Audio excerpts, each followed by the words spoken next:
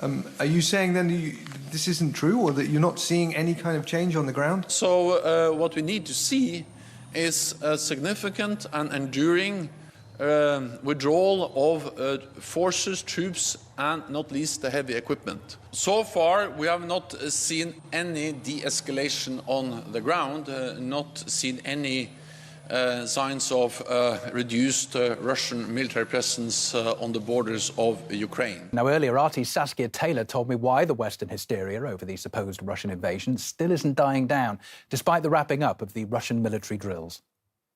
There was no invasion, there was no storming of Kiev, there was no aerial bombardment here. It seems that Russia just can't win. It keeps troops at the borders and it's an aggressor. It starts withdrawing its troops, but it still could pounce at any minute. Let's just remind ourselves of some of the highlights. What can you tell us about reports that U.S. intelligence believes Russia is considering Wednesday for an attack? We cannot perfectly predict the day. An invasion could begin, a major military action could begin by Russia in Ukraine any day now. Well, it's still the case that an invasion could be imminent, and it is highly likely. I would just tell you that it is entirely possible that he could move with little to no warning.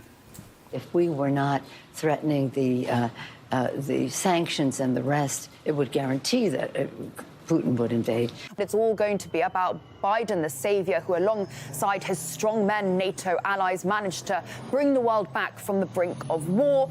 Never mind, of course, that there was never going to be a war to begin with. OK, more live reaction now. Joining us, Patrick Henningsen, geopolitical analyst and also executive editor of the news website and podcast, 21stcenturywire.com. Patrick, good to see you again. We were listening a couple of hours ago. Mr. Putin said he didn't want war. Chancellor Scholz said diplomacy is not exhausted. Did you find the overall tone of that news conference encouraging? Yes, I did. There's definitely a dialogue between the Russian leadership and the new German chancellor. Certainly, it's very different when you put those two individuals together than if you're going through the intermediaries like the Western mainstream media or via Washington and their interpretation of how Germany should relate to its neighbors. It's very different than how Germany would like to relate, I think. And I've always believed, and I'm not alone in this assessment, that Germany has always been the biggest target of this current exercise we're seeing to really hype up tensions between Russia and NATO. They're very keen on getting this new German leadership into the position they want and to hopefully cancel the Nord Stream 2 pipeline, have Germany facing west rather than Germany facing east. And this has always been an objective of the United States and its alliance since the end of the Second World War.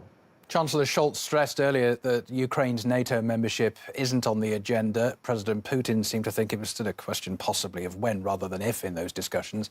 Do you think that in practice it's never going to happen?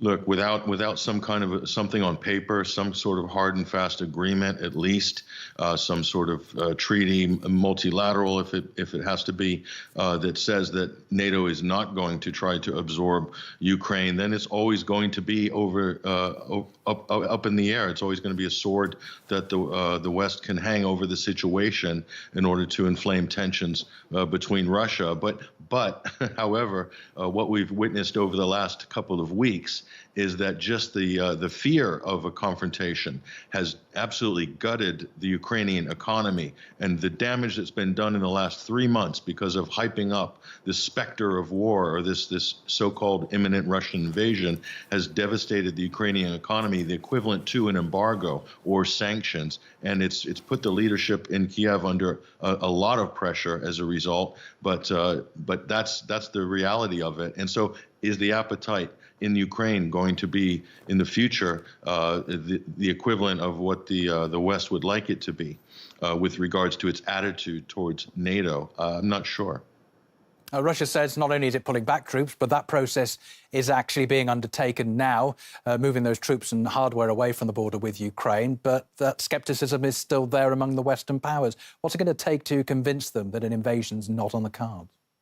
I don't think you can, because they're living in a parallel reality right now. They've constructed their own sort of narrative about imminent Russian invasion. All the U.S. intelligence machine has done is basically take scheduled Russian military drills, be they in Belarus, be they in the northern Ukrainian border with Russia.